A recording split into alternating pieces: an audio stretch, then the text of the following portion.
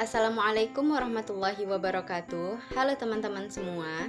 Kami dari kelompok 1 akan mempresentasikan materi kami mengenai pengertian, tujuan, fungsi pelayanan BK, serta kesalahpahaman terhadap pelayanan BK.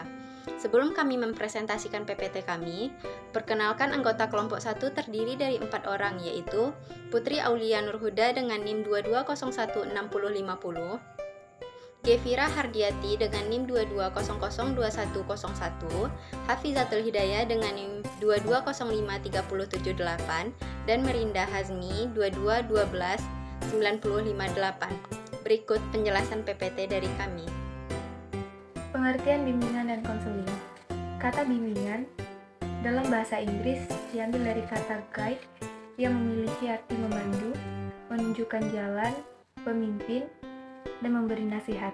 Sementara kata konseling sendiri berasal dari bahasa Latin yakni consel atau conselium yang memiliki arti bersama atau berbicara. Menurut Bimo Walgito, bimbingan adalah suatu bentuk bantuan atau pertolongan yang diberikan kepada individu atau golongan individu-individu dalam menghindari atau mengatasi kesulitan yang ada dalam kehidupannya, agar individu atau kelompok individu-individu ini dapat mencapai kehidupan yang sejahtera. Dapat disimpulkan, pengertian dari bimbingan dan konseling adalah suatu proses pemberian bantuan yang dilakukan melalui wawancara konseling secara face-to-face yang dilakukan oleh seorang ahli yang disebut konselor dengan individu yang sedang mengalami masalah yang disebut pula dengan konseling, yang bermuara pada teratasinya masalah yang tengah dihadapi oleh konseling tersebut, serta dapat memanfaatkan potensi yang dimiliki dan sarana yang ada sehingga individu atau kelompok individu tersebut dapat memahami dirinya sendiri dan mencapai perkembangan yang optimal, mandiri, serta dapat merencanakan masa depan yang lebih baik untuk mencapai kesejahteraan hidup. Tujuan pelayanan bimbingan dan konseling. Secara garis besar, tujuan bimbingan dan konseling dibagi menjadi dua, yaitu tujuan umum dan tujuan khusus. Yang pertama yaitu tujuan umum. Ditinjau dari perkembangan konsepsinya, bimbingan dan konseling senantiasa mengalami perubahan dari yang sederhana sampai yang komprehensif. Tujuan bimbingan dan konseling dengan mengikuti perkembangan konsepsi, bimbingan dan konseling pada dasarnya adalah untuk membantu individu dalam mengembangkan diri secara optimal, sesuai dengan tahap perkembangan dan predisposisi yang dimilikinya, berbagai latar belakang yang ada, serta sesuai dengan tuntutan positif lingkungannya. Selanjutnya yaitu tujuan khusus.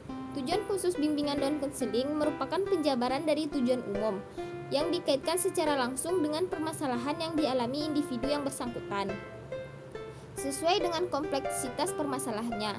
Dengan demikian, maka tujuan khusus bimbingan dan konseling untuk tiap individu bersifat unik. Artinya, tujuan dan bimbingan konseling untuk individu yang satu dengan individu yang lain tidak boleh disamakan.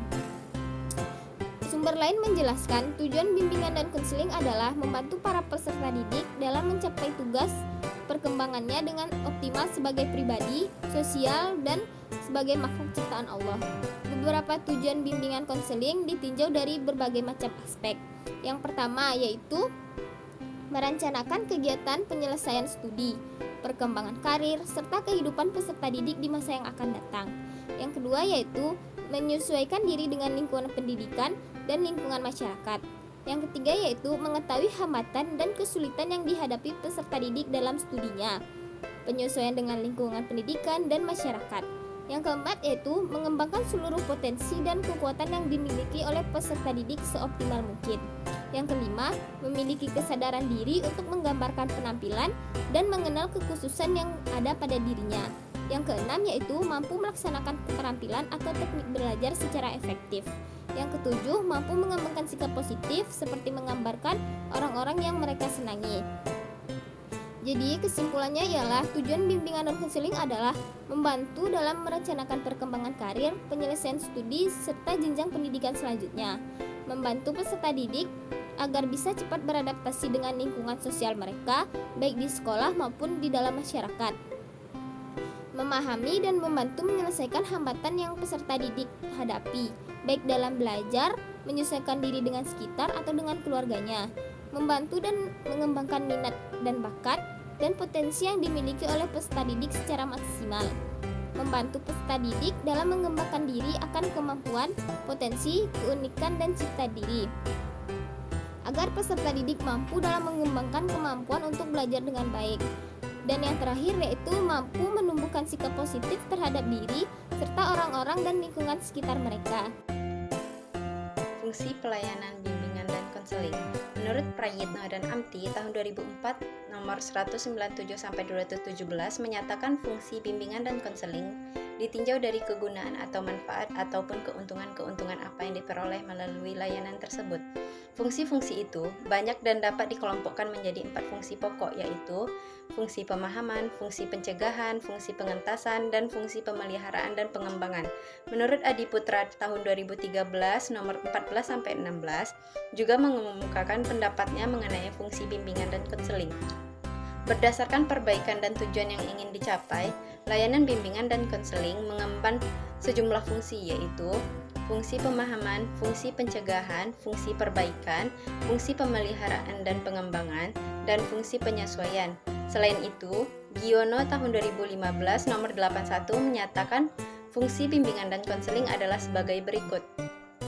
Fungsi pemahaman, fungsi pencegahan, fungsi pengembangan, fungsi perbaikan atau pengentasan, dan fungsi advokasi.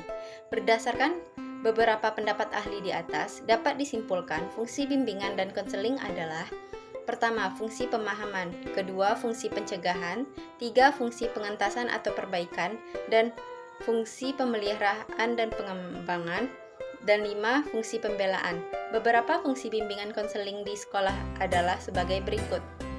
Untuk ikut berperan dalam membantu peserta didik memahami dan mengerti akan dirinya sendiri serta lingkungannya. Hal ini bertujuan agar individu yang bersangkutan dapat mengembangkan potensi pribadinya dengan optimal dan dapat menyesuaikan dirinya sendiri dengan lingkungan dengan baik dan sehat. Memberikan kemudahan bagi peserta didik untuk memperoleh perkembangan yang optimal dan seimbang dalam kepribadian diri seorang peserta didik. Membantu peserta didik untuk menentukan minat, bakat, dan potensi, termasuk dalam menentukan kegiatan ekstrakurikuler, program studi saat akan kuliah atau lebih jauh untuk mengembangkan kemampuan untuk karir di masa depan. Membantu dalam mengantisipasi atau pencegahan masalah yang dapat terjadi pada peserta didik dan membantu mereka dalam mengatasinya. Membantu untuk turut meluruskan pemikiran, tindakan, dan dalam meluapkan perasaan peserta didik yang menyimpang atau kurang baik, atau intervensi, dan memberikan bimbingan dalam berpola pikir yang sehat, logis, dan berperasaan yang tepat dan baik. Memberikan bantuan kepada peserta didik yang tengah menghadapi permasalahan yang bersifat pribadi ataupun secara sosial. Berperan penting dalam pengembangan pribadi peserta didik agar mereka bisa selalu membentengi diri mereka kepada hal-hal yang kurang baik, yang bisa menurunkan performa diri mereka sendiri. Membantu memfasilitasi dalam pengembangan peserta didik untuk mencapai tugas-tugas perkembangan mereka. Kesalahpahaman terhadap bimbingan konseling. Kesalahpahaman terhadap bimbingan konseling merupakan suatu kondisi di mana antara penyampai dan penerima informasi tentang BK dalam mengartikan informasi yang diterima mempunyai makna yang berbeda-beda dari yang dimaksud penyampai informasi tentang BK yang sesungguhnya. Beberapa guru atau pelaku pendidikan di sekolah memandang keliru tentang fungsi dan peran bimbingan konseling yang ada di sini. Berikut saya akan menyampaikan kesalahpahaman terhadap bimbingan konseling. Yang pertama, bimbingan konseling hanya disamakan saja atau dipisahkan sama sekali dari proses pendidikan. Artinya di sini, bimbingan konseling terpisah dengan yang namanya proses pendidikan di mana tidak ada sangkut pautnya dengan komponen pendidikan yang lain. Yang kedua, BK hanya dipandang sebagai polisi sekolah. Kemudian yang ketiga, BK hanya menangani masalah yang bersifat insidensial. Di sini memiliki pengertian bahwa BK hanya menangani kasus yang tiba-tiba terjadi yang hanya bersifat sementara dan kecil. Kemudian yang keempat, BK hanya bekerja sendiri. Hal tersebut sangat riskan terjadi karena BK dianggap sebagai satu komponen yang bisa dengan mudahnya untuk menyelesaikan masalah yang dihadapi peserta didik.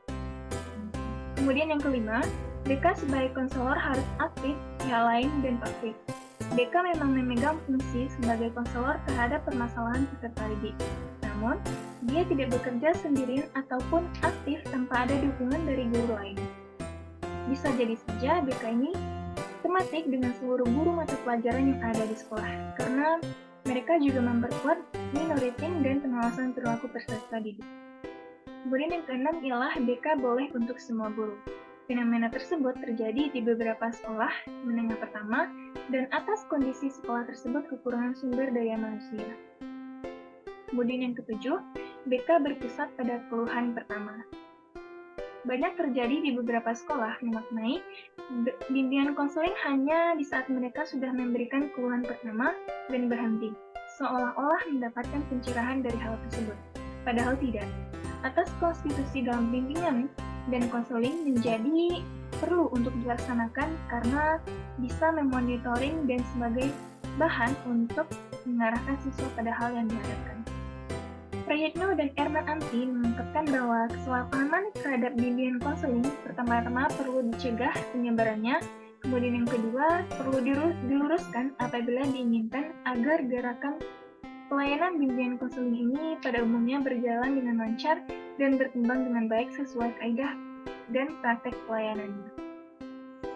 Sekian penjelasan PPT dari kami. Terlebih dan terkurang kami mohon maaf. Wabillahi taufik wal hidayah. Wassalamualaikum warahmatullahi wabarakatuh. Terima kasih.